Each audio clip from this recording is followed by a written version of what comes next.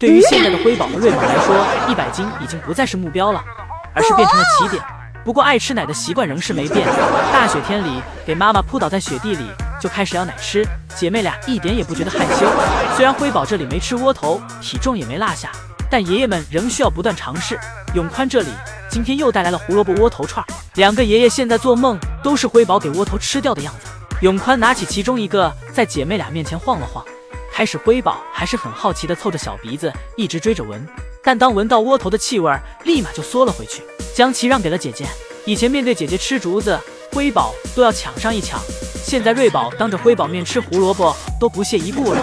之后永宽又给辉宝的那份递了上来，这次辉宝接过去后没有排斥，反而对着窝头就来了一口，这一下直接给永宽看开心了。但是接下来辉宝又给其全吐了出来，但这也是一个很大进步，起码不再噩梦级的排斥了。辉宝坐了起来，打算慢慢品尝。永宽兴奋地拿着手机凑上前记录这一幕，但这时辉宝又对其不感兴趣了。而一旁的瑞宝此时手里的那块窝头也是没怎么吃，一直舔来舔去，始终不去咬。到了辉宝这里，辉宝窝头突然掉了，这刚好合了辉宝的意，接着便给胡萝卜一口吃掉了。而旁边的瑞宝虽然窝头吃得慢，倒是也没浪费，依旧全给其吃光了。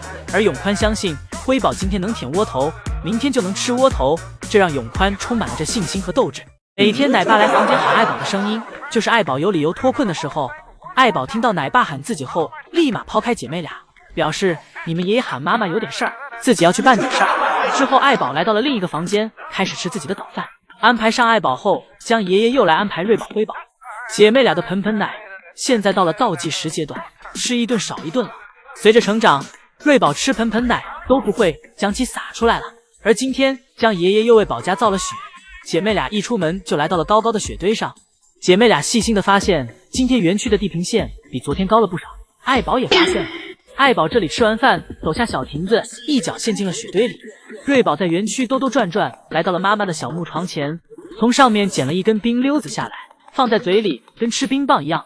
瑞宝打算给其带到一个隐蔽的地方，自己偷偷吃。乐宝这里一看到奶爸来了，又摆出小时候那副不值钱的样子了，像是在坐等奶爸的打赏。看到奶爸没有打赏的意思，乐宝走去玩雪。乐宝园区的雪完全是属于自己的，自己想怎么玩就怎么玩。乐宝甚至还想在雪中来个仰泳。今年的冬天给乐宝玩的那叫一个过瘾。现在瑞宝出门后，爱宝给瑞宝看得越来越紧了。今天瑞宝走哪儿，爱宝就跟哪儿，主要怕瑞宝又做出出格的事情。早上爱宝一出门就开始盯着瑞宝，而对辉宝那是100个放心。不过辉宝也确实如此，爱宝跟着瑞宝围着园区转了一圈回来，辉宝还坐在原地没有动。但妈妈和姐姐一直黏在一起，以至于辉宝感觉到自己受到了苦。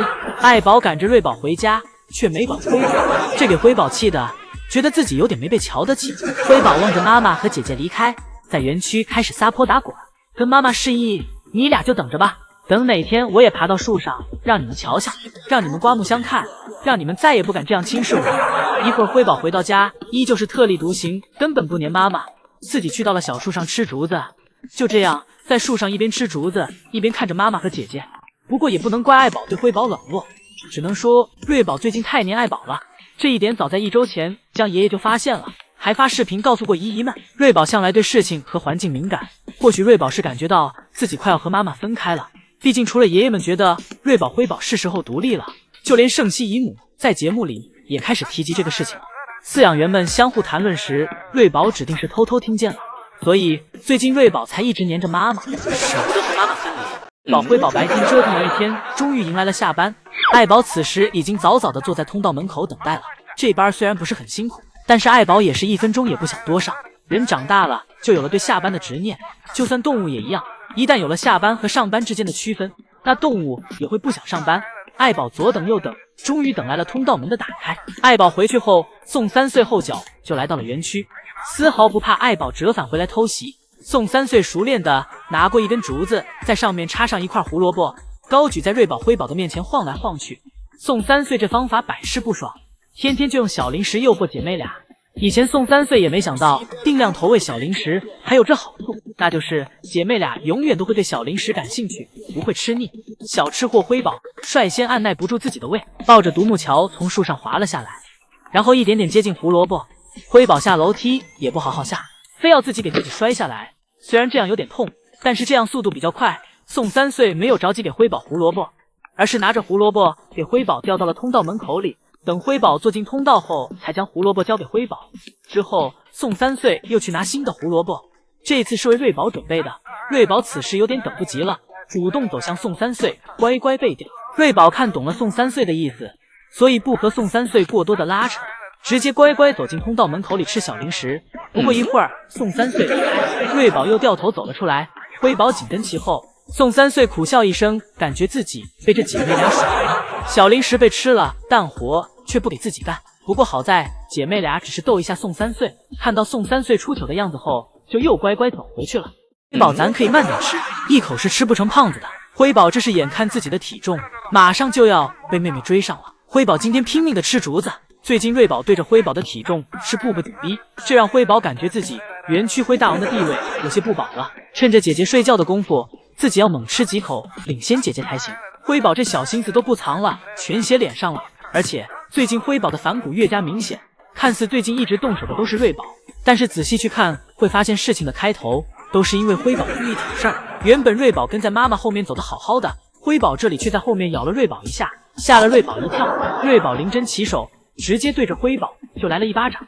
而毫不知情的瑞宝正在树上舔手手，而且睡得很香，甚至香得有点太不像话了。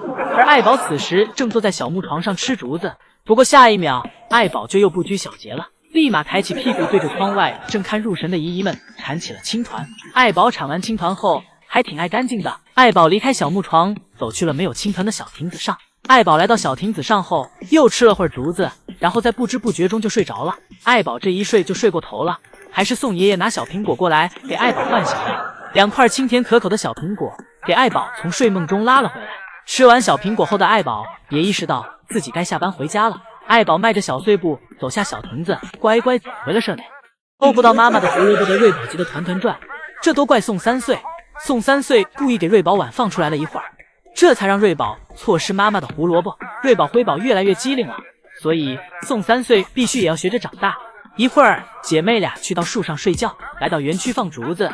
永宽让辉宝挪一下自己的玉足，自己给其插个竹子。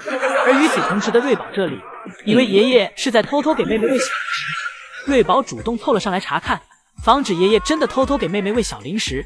瑞宝这机灵模样真是越来越有她福宝姐姐当年的风范了。福宝当年一句自己凭本事偷的，让瑞宝延续至今，天天跟妈妈和爷爷玩拉扯。爱宝发现后就跟瑞宝玩抢夺，而福宝的聪明在于，当妈妈来抢时，自己就会将小零食掰成2半，用来虚晃妈妈，让妈妈以为爷爷给的小零食只有这么多，而自己就可以偷偷藏起来，将另一半吃掉。这让爱宝以前一度怀疑奶爸对自己的爱，以及自己的家庭是不是破产了。直到有一次福宝被妈妈撞见作案过程之后，爱宝每次丢东西都会先去福宝那里找一找，找不到就揍福宝一顿，挨揍多了福宝也有心眼了，反正自己每次都挨揍，还不如直接